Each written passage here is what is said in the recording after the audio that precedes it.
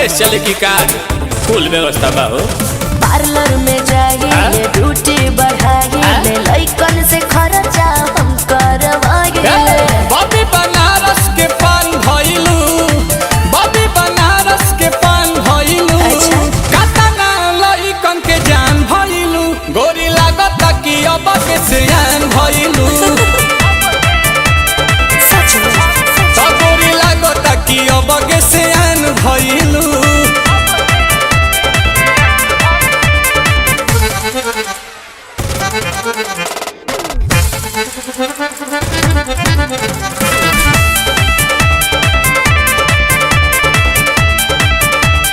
कुछ भी बोलते हैं। दिलवा के कहले बारू चोरी हमार तू तो गोरी, टुकुर टुकुर ताकि तोहार ओरी बुझाई।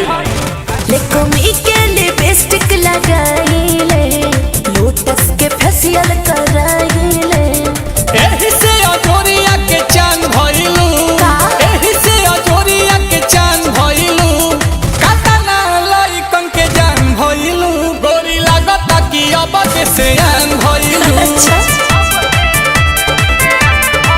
हाँ गोरी लागत कि अब के सियान भइलू।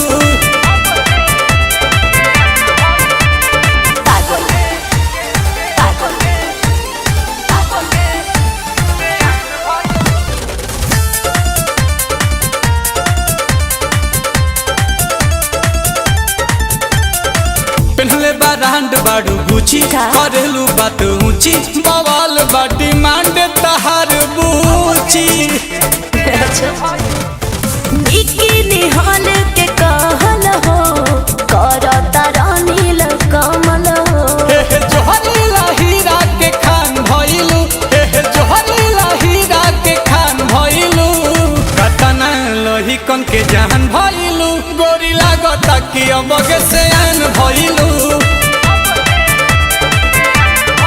हो गोरी लागत कि अब के सियान भइलू।